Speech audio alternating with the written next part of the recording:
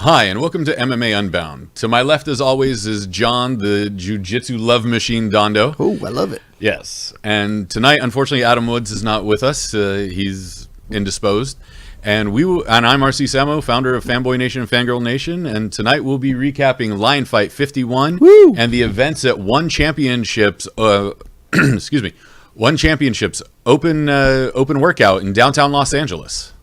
At the LA Club. It was at the LA Club. It was a great night. Demetrius Mighty Mouse Johnson, Super Sage Norcutt, Vice President Miesha Tate. I love it. Oh, yeah. Along with Eddie Alvarez, who's going to make his debut, and Rich Franklin. These are dream interviews. I'm so jealous. It was such a great time. Yeah. And, One Championship has signed a deal with TNT and with Bleacher Report's news app or web app to air their fights live, and then TNT will air the recap. So it's going to be a good time with One coming to the United States. So Muay Thai, kickboxing, and MMA. Yeah. Well, I've followed them throughout the years because they've had events all over Southeast Asia. Mm-hmm. Such an awesome promotion. So the fact that you got to go in our hometown of Los Angeles, man. You know, what the great part was that, they started off 5 years ago with a couple of 100,000 views, and now they're up to 20,000 views per fight card. That's amazing. I like that they switch back and forth between the cage and the ring. Yeah. But I think for the super cards where you have kickboxing, Muay Thai, and MMA, it should all be in the ring. It's better viewing. If anybody's a fan of fights, you'll know that the cage has more points of blocked views, obstructed views. So, yes, a ring is always a wonderful thing if you really want to see action. Yeah. And to be honest with you, you have to be a better grappler in the ring than you do in the cage, because you can't wall walk unless it's in the four corners. I didn't consider that, but you're absolutely right. Yeah. But MMA is MMA, and we're thrilled to be watching it. And then Bellator 217 was this past weekend. Yes, that was awesome. Yeah. That was over in Ireland. Mm-hmm. So that was a great card. Gallagher did his thing. Mm-hmm. So what do you think of that show overall? You know what? I'm glad that they're doing it in places like Ireland where big names like Conor are coming up, and there's potential for actual other fighters, because when you have a big name like that, then the youth sees that, then they're going to be growing that next generation. So I think it's huge. Yeah. And same thing with all of the UK. Well, one is going all over the place. I think their main rival in Asia is out of Abu Dhabi with Brave. Brave, yes. Yeah. Brave is going to be the next big thing. I think it's going to be a great thing for them. Mm-hmm. It's going to push Brave to get better as well. And then if One focused on the ring and Brave focused on the cage, it's just two different markets that are being matched up in all of Asia. Yeah, that's wonderful, actually. I like that idea. I hope that does continue because it's becoming global. Yeah. And then Phoenix out of Lebanon, which is doing Muay Thai, they're making a comeback. Yeah. So the world of combat sports is there, and you never know. One might actually do a wrestling or judo jiu-jitsu tournament at some point. I hope they do mix it up. That's what it's all about. Yeah. And that's what they love, because One has called themselves the home of martial arts, not just mixed martial arts, because they're incorporating all the other individual styles in these tournaments as well. Robert, we have a clip of Sage Northcutt doing some light sparring at today's event, if you don't mind showing that to the audience.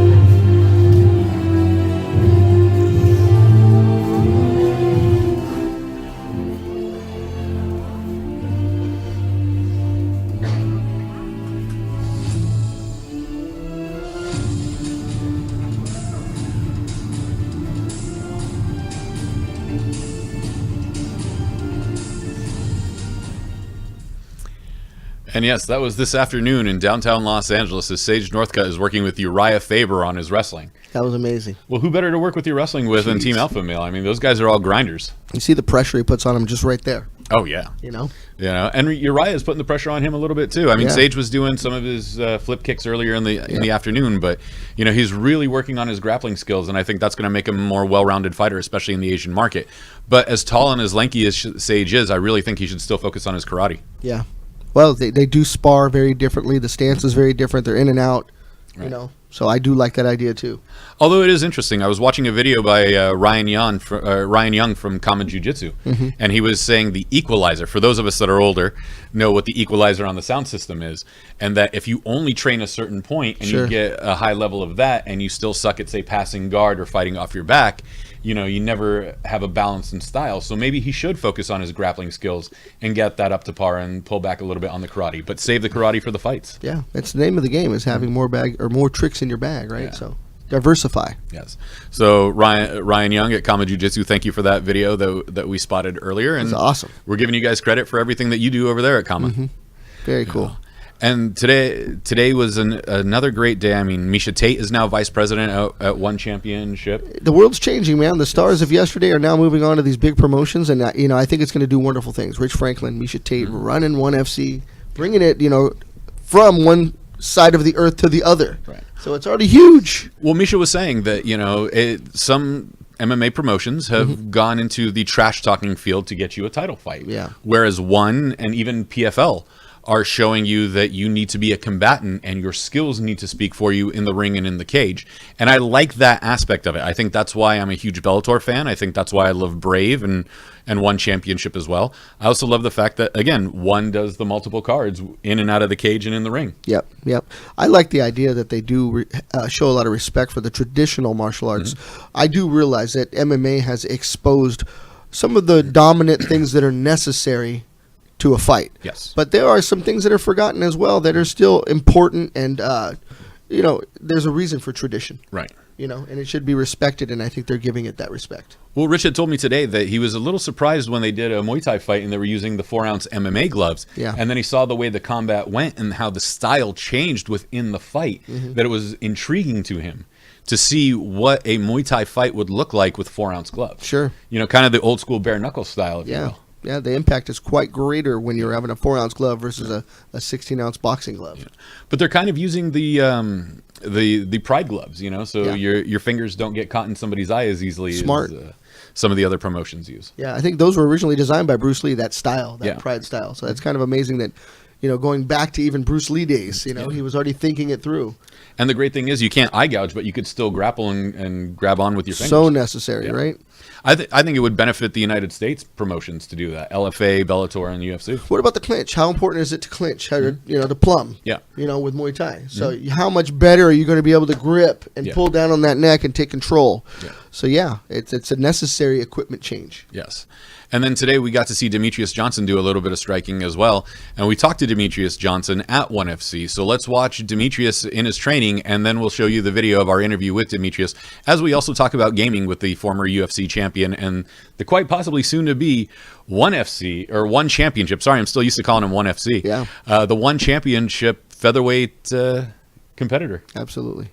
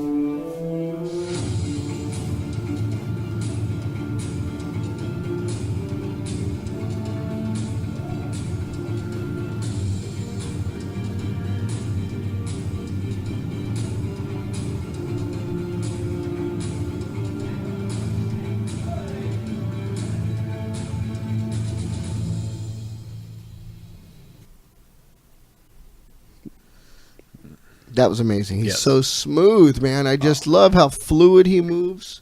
He really turns it into the dance. I see him as truly being the pound-for-pound greatest fighter in the history of mixed martial arts. Unfortunately, people wish that he was at least 6'2" and 235 pounds to be that. But at 5'4", 125, he's still one of the most amazing and exciting fighters to watch. Here's what Demetrius had to say in our interview backstage at One today. Coming right up. TJ, congratulations on signing with One, and you're about to make your debut. You're one of the most decorated champions in all of mixed martial arts. You know, what does it feel to cross over into the Asian market now, even bigger than you were, you know, in the Western Hemisphere? It feels good. You know, obviously going over to the Asian market. You know, I've kind of made my footprints over there already, like viewership-wise, so they all know who I was when I went over there. And I'm excited to go over there and compete for them. Now, One Championship recognizes itself as the home of martial arts, you know, and crosses platforms of MMA, kickboxing, Muay Thai, possibly judo competitions in the future. You know, you never know. What is it like being a martial artist and recognized as a legitimate martial artist without having to be a trash talker in a federation that actually respects martial arts? Oh, it's awesome. I mean, like you said, the long list of martial arts that they display under the banner of One Championship, it's awesome, you know. Being able to see, you know, guys like Yale St. Clyde, Giorgio Bertosian fighting, it's been very exciting. So for me to be able to be on the same playing field with those guys, it's pretty sweet. Yeah. And now, you know, you're a big gamer, you're all over the internet and Twitch and everything else. What is the new hot ticket item that we gotta watch out for? As gaming-wise? Gaming-wise. I would say game-wise. Damn, Eddie, come on, baby. I know you DK, come on. Game-wise, it all depends on what you want to do, right? So we just had Anthem drop. We also just had Apex Legends just drop. Man, what else just dropped? There's a lot of games dropped. You know, I'm a big fan of World of Warcraft. I've been playing a lot of that. PUBG just dropped a new map, Viking. So there's something for everybody out there. Awesome, man. Thank you so much, DJ. I greatly appreciate it. That was cool. Oh, yeah. Come on. It's a dream right there. I love that. Absolutely. And plus, we're airing MMA Unbound on Fanboy Nations. How can we not talk about gaming with Demetrius Johnson? So cool.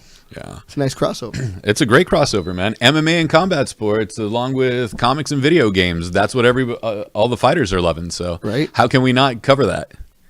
Yeah. But yeah, Demetrius, I think, is the pound for pound guy. We miss him in the United States, but he's going to be making his money over in Malaysia and Singapore and everywhere else.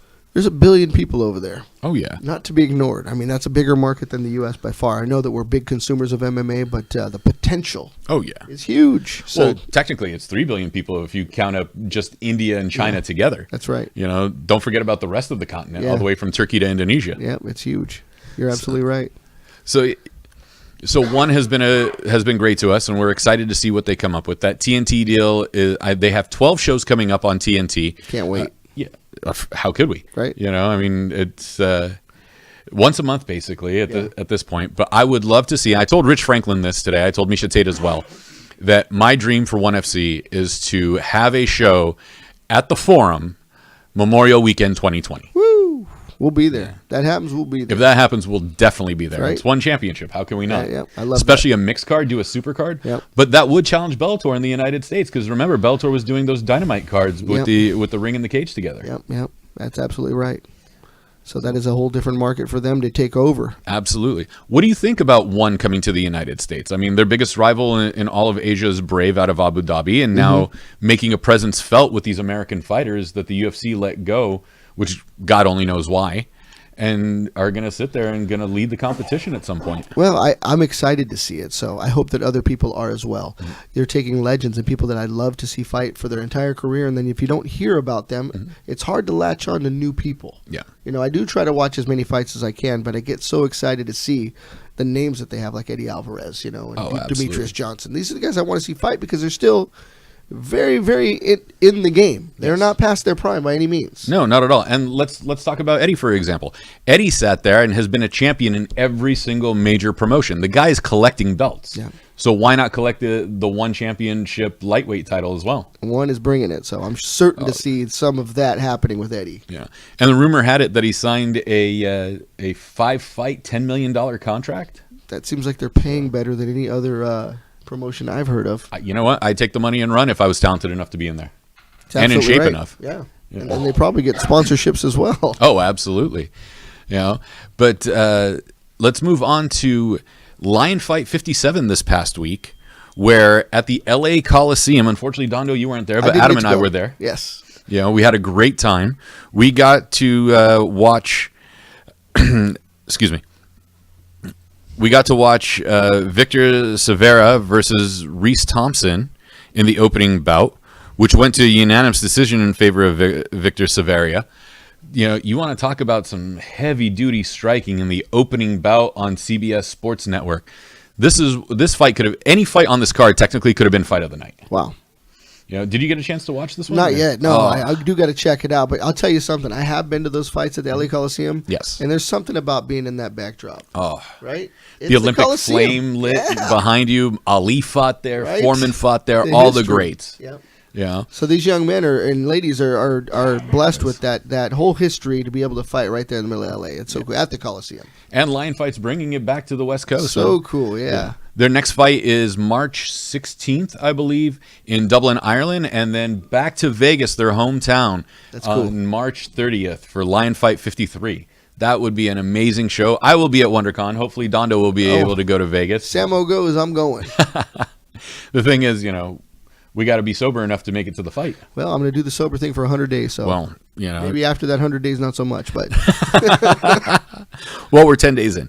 The big fight of the night was the Lion Fight North American lightweight title that featured at the time undefeated Jordan Harris, who is a beast in the ring and just brought it when he won the title in the last fight at the LA Coliseum against the Moroccan freak Amin Belafrek.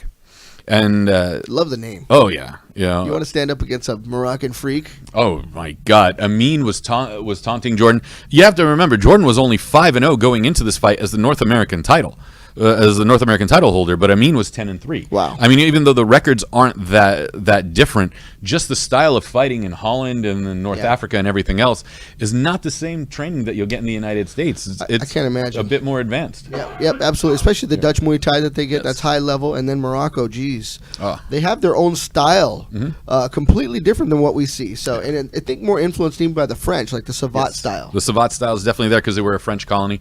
What I notice about other combat sports outside of the United States, so say Muay Thai or judo, wrestling, even Jiu-Jitsu, whether it's Japanese or Brazilian, each region has their own take on it. So the Dutch Muay Thai has gone in its own direction with becoming Dutch kickboxing and is rivaling Thailand, but there's just certain nuances that you wouldn't expect coming out of Holland that could match the Thai fighters that you wouldn't expect. And then wrestling and judo in Iran are very much technique based. So it's interesting to see that, whereas American style, we'll say BJJ or Muay Thai, not necessarily cookie cutter would be the wrong phrase to use, but it's very similar across the board. Whereas boxing in the old days, you had a Houston style, you had a Brooklyn style, you had a Chicago style. And it seems that MMA across the board has become very uniformed in the United States. Sure. Things are getting globalized. Yes. Right. So but it's nice to see those different styles coming about and see how you have to adjust being an American Thai fighter to fight a Dutch Moroccan fighter style. I love that matchup. Yeah. For that reason, because we do need to see, how that works out. It's not necessarily the person. No. If they got a good fight plan, they got a good strategy, and they worked harder for it. Right? Hard work always beats talent. Yes, when talent doesn't work hard. When talent refuses to work hard. That's right. But the beautiful thing about it is now we're introduced to all these other styles, and you could possibly learn something to incorporate in there. That's it. I think that's, so many more people are in the game now, too. Yes. In some capacity, whether it be for health and fitness or just, self-defense. Right. And not everybody's going to grow up to be an octagon fighter or, in the ring or whatever it may be. So, but you have a stake in watching because you do eventually learn something. You're not always just watching just for enjoyment. I love to watch, but I also want to learn. Absolutely. We spoke to Scott Kent after the Lion Fight 51 event in Los Angeles, and here's what he had to tell us about the upcoming events in Dublin and Las Vegas. In Los Angeles, California. I'm here with Scott Kent, the founder and promoter of Lion Fight. Scott, you've never disappointed us with a card. Thank you for coming back to Los Angeles.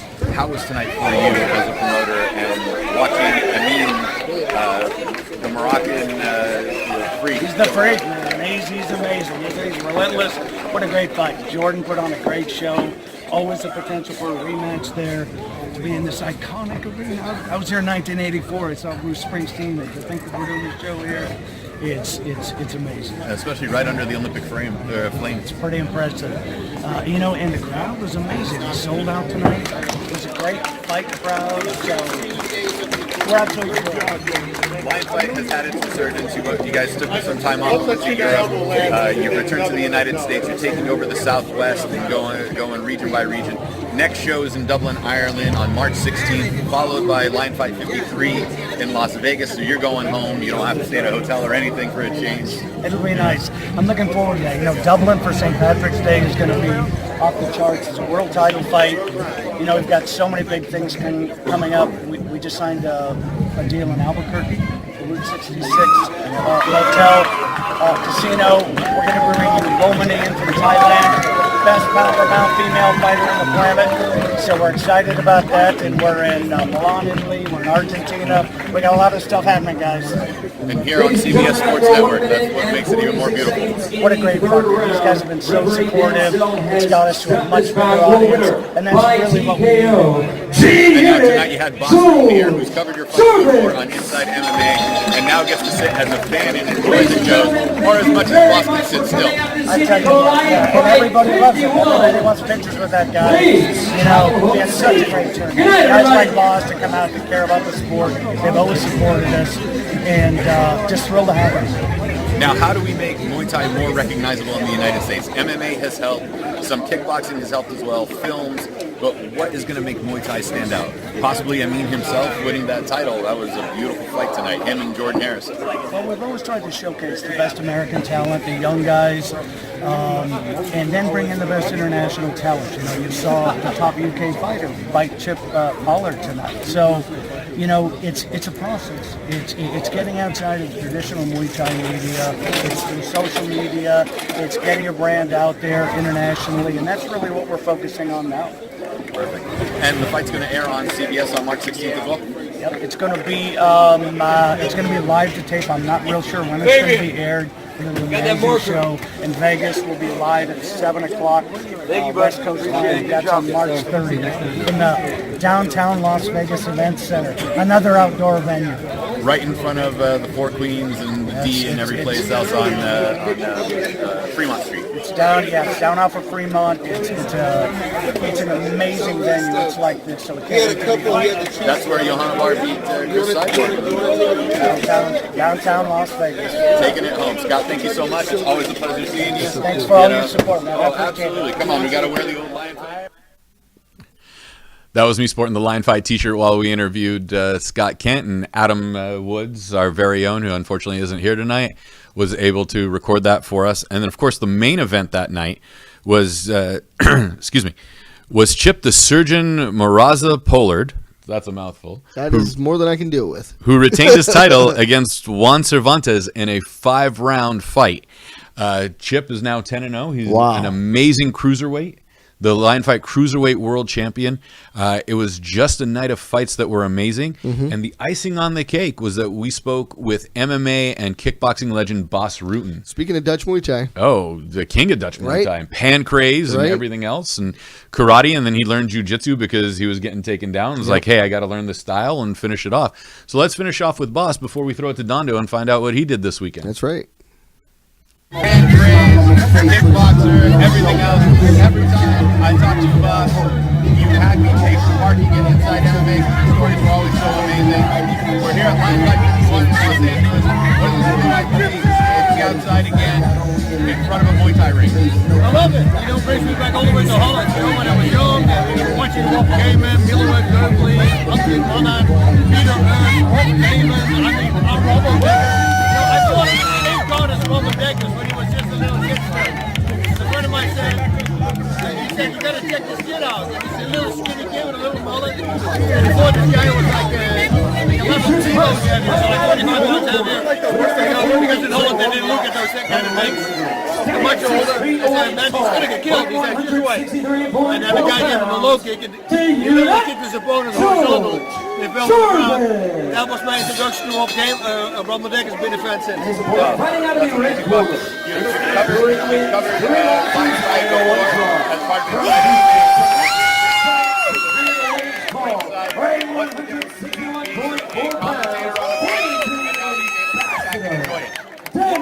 It's good. I finally see this. I know for my friends. Finally I don't talk anymore. Almost it's pretty much the same. If I'm watching home also, I'm always talking and I'm seeing these things and I would like to do them. So, you know, it's almost the same, but this is more relaxed because I can drink and I can eat tacos in between. And I don't know why you're wearing a jacket. You're from Holland. It's like 40 below over there. It's like 62. 21 years ago, I came from Holland, and living here, 6 months later, I was a sissy already. I came back to Holland, I remember, I got my cap, and I was standing at the airport like this. And I go, if somebody makes a picture right now, I'm so screwed, because I turned into a big space. Yeah, normally I would be in a t-shirt in Holland. It's crazy. But Lachlan, thank you so much for your time. It's always a pleasure seeing you. It's always fun talking to you. We are here at Lion Fight Muay Thai 51 in Los Angeles with the king himself. Come on, the king, I like that. So that was the legendary Bas Rutten. A little bit of audio trouble, but it was a very loud, outdoor, windy event. And as you could hear in the background, Chip's mom was screaming for him louder than anybody else and picked up on the mic.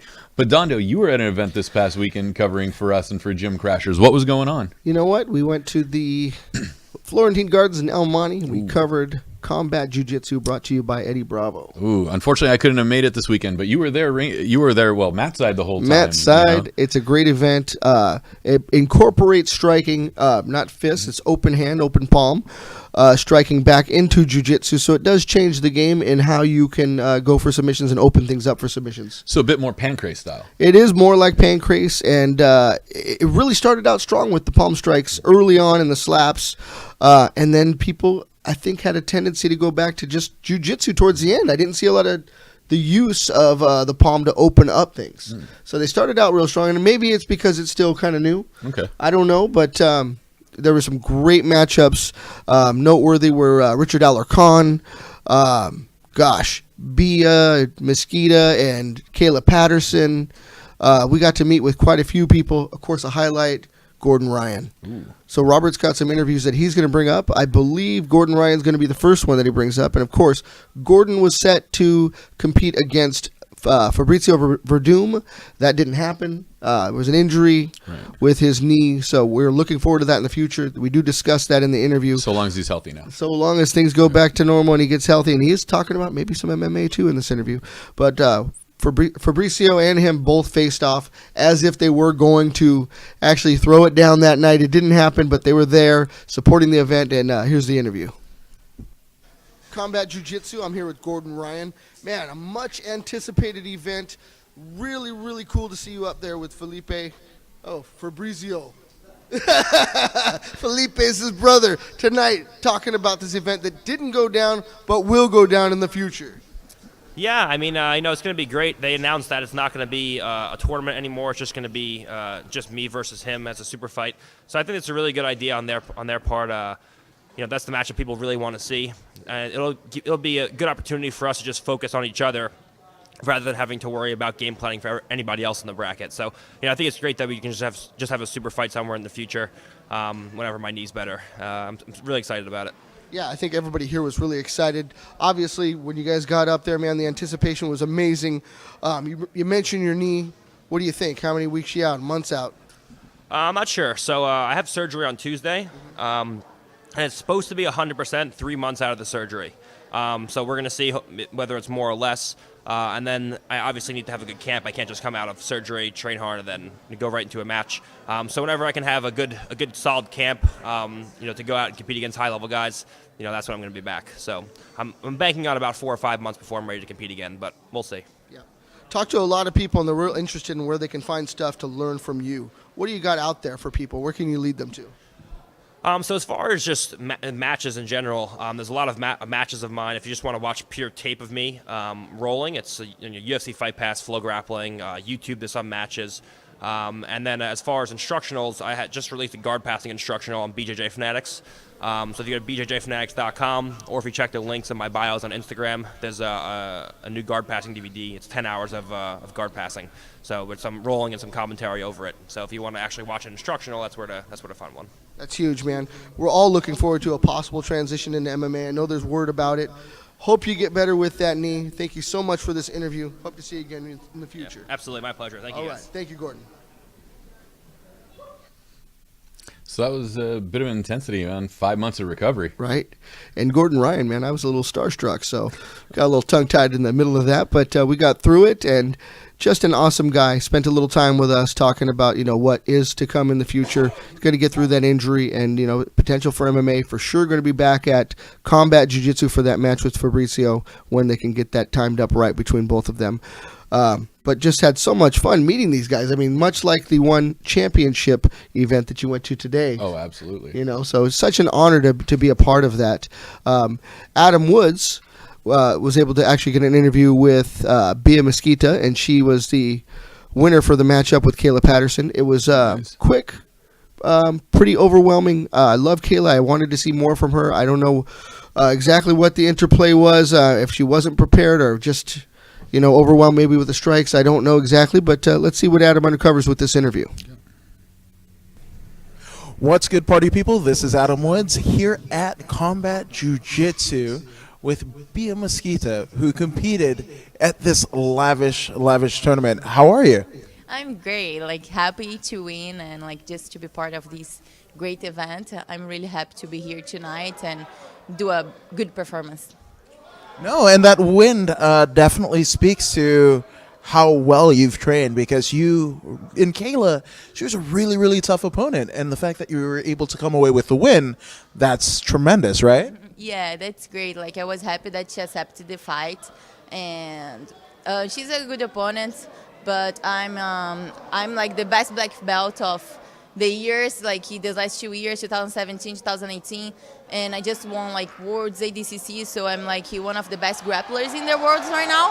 So I was happy that she accepted to fight against me tonight, but I knew what to do. I just want to put on my game. I'm a little bit sad that I could not do the CJJ with the slaps, but it's okay. It was a classic armbar that I'm used to do. Yeah, and I mean, sometimes doing the classics well, can bring you the victory, as it showed tonight, right? Now, obviously a black belt and a decorated one at that, but how did you start in jiu-jitsu? Was there something that you were like, hey, I want to try, something that you saw on TV, or was there a gym nearby? How did that story start? Yeah, it was exactly that, a gym nearby my house when I was 5 years old, and my mom bring me and my brother to try. Was more for my brother, but he didn't really like, and I was the one that loved it. And so since then, I never more stopped jiu-jitsu, so it's for my life. Now, obviously, I mean, you've been in it for many years, right? And you've seen the positive effect that it's had in your life. And again, it's brought you to a stage much like it is tonight. What is the biggest change that you've seen in yourself in terms of jiu-jitsu? I will say jiu-jitsu give me a lot of self-confidence and discipline. I think those are two great things that I really see that jiu-jitsu brought into my life, in special, but a lot of other things. I think jiu-jitsu is good to your mind, to your body, and self-defense, especially for women. A lot of things that jiu-jitsu can bring it to you, more than just a workout or exercise or a sport, It's a lot of things out of it that's involved to jiu-jitsu than just go there, do a training and go out back home. You go there, you have fun, you have friends, you open your mind, your brains, get out of all the busy things during your day, and you just be there focused on doing something fun and just hanging out with everybody. Sometimes you don't even go to train, you just go there, have fun, talk, laugh a little bit, and then you go home lighter, for your lifestyle. Absolutely, and obviously there's got to be... And more to come from that, of course. There's a longer interview there, but you'll see it on YouTube under Free Admission Media. Yeah, well, I'm looking forward to seeing the full thing. I was enthralled. Yeah, absolutely. She's a great young lady, obviously up and coming, well known, got a lot of years in, but got a lot to say too. So Adam has got a lot from her, and I know that you'll see that later on YouTube. Oh, absolutely. Yep. Thinking of Combat Jiu-Jitsu, since I didn't get a chance to go there, a fight that I think all jiu-jitsu fighters should watch, especially for somebody performing in Combat Jiu-Jitsu, would be the Bas Rutten Frank Shamrock Pancrase match, where Frank has Bas in a heel hook, and he's just throwing open hand strikes at him, and then Frank sticks his tongue at him like, yeah, you got nothing. Yeah. And that was the common understanding of how to get out of a heel hook, right? To strike back. So there's other things you can do. Obviously, push your leg through, but at that time, he knew he had him. Yeah. And he could destroy someone's career like that. Oh, absolutely. Right. Yeah. So that is a great example of one to watch for people that are into heel hooking and need to learn some defense, and then the striking that goes along with it. And it can work. You can strike your way out of a heel hook, but man, if it's in deep, you're done. Oh, absolutely. Speaking, you spoke about one championship from earlier today. We spoke with Miesha Tate today, and this is what she had to say about being vice president and the implication of bringing traditional martial arts into the mixed martial arts world. Heavy, man. Oh, always. One championship open workout for Miesha Tate, who's the vice president, and former world champion in Strikeforce UFC, and new mother, 8-month-old. Congratulations on it all. That seems to be the hardest victory. Yeah, that's my biggest accomplishment so far. I think what she said is really awesome. And now you're working with ONE FC. You're part of the big team over there, one of the higher ups. What's it like switching over from being a fighter to manager?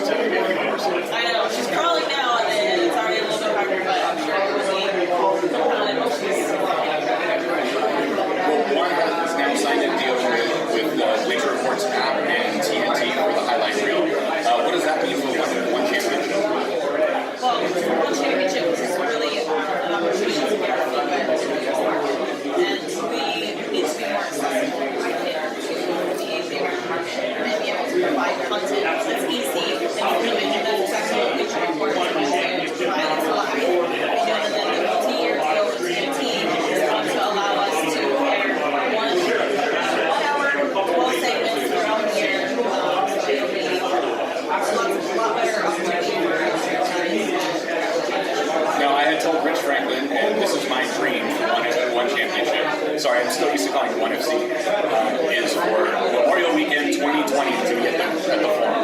That would be amazing. That would be a great accomplishment. It really can be designed realistically, especially great to just have 5 years ago. There's about 15 employees and there's 700,000 views for the show, and now it's over 20 million viewers. The growth is exponential. It shows that we're doing the right things, and now I get to be part of this, and I'm excited to push the brand out there and be a strong brand ambassador. And not just for one championship, but particularly the women's side partners. And now Brave would be your biggest competition in Asia. How does that, compare to, say, the UFC Bellator rivalry in the United States? I think competition is good. It's a really good thing, actually. We need competition. We need other organizations to have that. And it's so much pressure. As much as we want to have every fighter that we can have in all class, it's not realistic that everyone can have a championship game. So it's great that we have that. And I don't know exactly word for word, but I remember that Chacho told me a saying once that it was basically a rising tide makes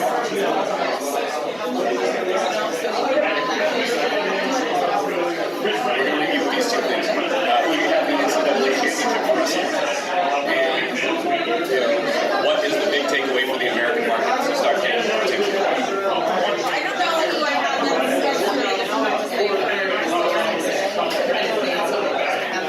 I don't have a pay for that, and that's the worst of making commissions. I hate it when I What is the impact that ONE is going to have on the U.S. market? What I would like is for us to be able to recover some of the lost fan base that we've seen in the fallout of the real martial arts fan base. I think there's been some subtraction in the fact that it's been promoted as more of a passive rivalry and having the trash out because of all those things. I really think that that's not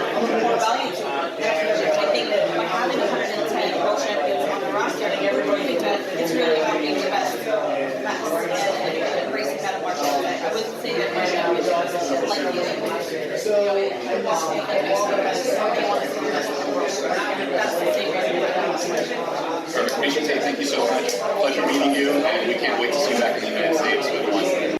Man, Miesha's always a great interview. She's always knows what she's talking about. That's for sure. But Yeah. this coming weekend, we have the UFC 235 Jones versus Smith.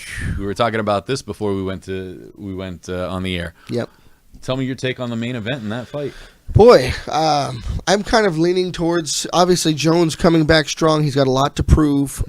There's a lot of uneasiness about his career right now with him testing hot so many times over and over. I expect him to have a quick knockout. I think that he's going to put it together. I think that he has that within him to put someone down quick. He knows that's what the audience wants to see. So now it's time to build himself back up. And nothing to take away from Smith as a fighter. No, It's not at just all. That Jones seems to have a little more to prove this go around, and to knock him out in the first round would definitely solidify his career, especially if the test comes back clean. Yeah, especially. But and that's what the audience wants to see. So I think his war right now is within himself, and with the fans. He's got to prove to them that he's worth watching. Yeah, and the co-main events, Tyrone Woodley defending his title as well. Man. And, that's no slouch right there. He Tyrone, looks like we're a finally get to superhero. see him back in the cage. That's right. That's right. He's built like a superhero, and he fights like a superhero. So that's a good matchup. I hope to see a win on Tyrone's side, but we'll see. Yeah. And in my opinion, the real main event of the night, Robbie Lawler versus Ben Askren. Yeah, my heart's in that one. I love Lawler. He's an old school guy. Came up with Militich and those guys, Oh, yeah. and the Iowa guys, and then that crew's so hardcore and in old school. I just love them. But Ben Askren, man, nothing but grinder. love, right? Yeah. He's a great fighter. You got a guy that can hang and bang in Robbie Lawler. I mean, you Yep. remember that last fight where he just split his entire lip open? Bludgeoned. Oh, Yeah. yeah. And then now Ben Askren is just going to grind him for 3 rounds is what And- we're assuming, but we can see what's going to happen at some point. Yep. That's absolutely what I hope to see, and I think that is a great card for that reason, that we're going to see some fights. Yeah.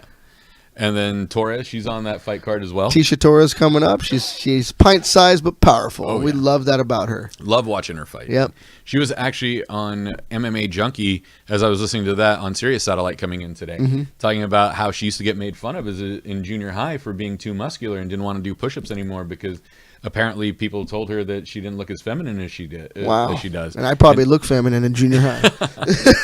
You had the long hair going. I it was did. long I and did. wavy. I didn't do push-ups for nothing.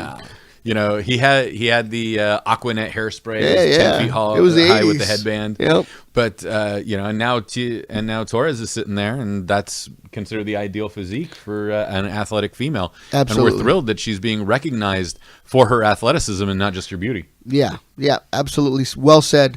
And in fact, her and her partner are just great fighters, and they live it. It's a lifestyle. So Tisha and Raquel Pennington. Raquel Rocky. Yep, Rocky is a tough one as well. And I don't know a lot about Weili Zhang, I don't either, to be honest. so we'll have to wait and see. I put my heart in Tisha because I've been watching her for years. Watched her on the show. So, and then look at this. And of course, former bantamweight champion Cody Garbrandt is taking on Pedro Munoz. Pedro Munoz. This is an interesting one for me because I know so many people out in the South Bay who've trained under Pedro Munoz. Even the unicorn zombie slayer herself, Maria Rios, trained under Pedro. So Cody Garbrandt obviously being the champ, the former champ, and Pedro's bringing that skill level up. So I think he's got a lot to prove here, and I think he may have his number. Yeah, Team Alpha Male member. Right? I saw Uriah earlier tonight. Man, yeah, you're right about that. Those guys are just down to scrap. They're grinders. Yep, Man. They're absolutely. absolute grinders. Yep, and wrestlers. The wrestling that they have is amazing. Yeah, and then the prelim card, of course. Man, this is a stacked prelim card too. I mean, I'm not going to Jeremy lie to you. Stevens. I think the prelim card looks better than the pay-per-view card. to I'm be quite excited honest. about both, but And you're nothing, absolutely right. Nothing taken away from the pay-per-view fighters. It's just that when you see who Jeremy Stevens and Zabat are headlining the Zabat, Jesus, and Jeremy, that's a battle, right? that should honestly be a pay-per-view fight. I would pay. I mean, if it were on the main card, I would have no question. So, it's interesting how they line this up. Well, they're definitely going to get us to watch it. Yep. And Johnny Walker, Miesha Johnny Serganov, right? I love that name, Johnny Walker.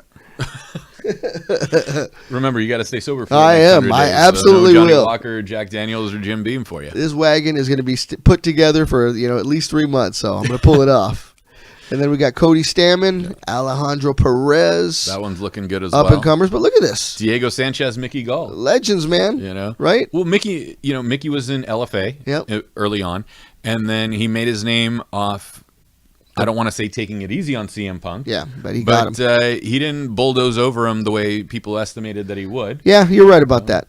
CM Punk didn't know what he was in for, I don't think, at that point. But, you know. Not at that point in time. But I give CM Punk credit for stepping in against somebody like Mickey Gall. And people thought Mickey was a slouch, but Mickey is an amazing jiu-jitsu fighter. That's right. And the guy is humble and caring and actually respects his opponents. So Diego versus Mickey is an amazing matchup. Yep. This easily, in another year or two, could be a pay-per-view rematch fight instead of a prelim card. A lot of miles on Diego Sanchez, though, so I don't know if there's a couple years left or not. I imagine his heart is in it because this is what he does. He's one of those guys that's like samurai mentality. He's going to stick with it, but I don't know if his best years are behind him. We're going to have to see. Sakuraba is the same way, man. Yeah. You know, it's that Bushido mindset of if you can keep fighting, you might as well keep going until you die on your sword. If it's what you do, how do you walk away from it? And that's what they do. Yeah. Charles Bird's on this card. This one's looking good as well. Edmund against Charles Bird. Yep. What do you think about this one? The ladies I love. I'm always excited. Gina Mazzani. I'm not too familiar with Macy Chiasson, but Gina Mazzani brings it, so it's going to be a good one. She's new, obviously, to UFC, so she got a lot to prove. Well, didn't Macy fight in Invicta? She was an Invicta fighter, yep. A lot of these girls come up through Invicta. Oh, Invicta has never put on a disappointing show. Lion Fight has never put a disappointing Muay Thai show. Invicta has never put on a disappointing MMA show. Yep. Well said. Yeah. Then what do we got? Marlon Vera coming up. Obviously, a cool guy to watch. I like watching him. I don't know what we can expect from this one. Again, a lot to prove because, you know, we're on the prelims. These guys are making names for themselves, so be worth watching. You know, and they are on the UFC card, so it's amazing to see these guys come up, especially against Frankie, and Frankie is an unbelievable fighter. Right. Absolutely. So I'm looking forward to that one. Pollyanna, don't let the name fool you. No. Right? Never let that name fool you. Yeah. In the movies and in the kids' books, she's always happy and searching for the bright side of things, but I think she's looking for a knockout against Hannah. Yep, absolutely. And she fits the mold. If you saw her walking down the street, that is a little Pollyanna, but I bet we're going to see otherwise. You're going to see the savage side of Pollyanna. That's right. Yeah. Well, ladies and gentlemen, that's our show this week. You know, thank you for tuning in to MMA Unbound. Dondo, thank you for being here. Adam, we miss you tonight. We'll see you next week, and we'll wrap up UFC 235 when we get back. That's right. See you then.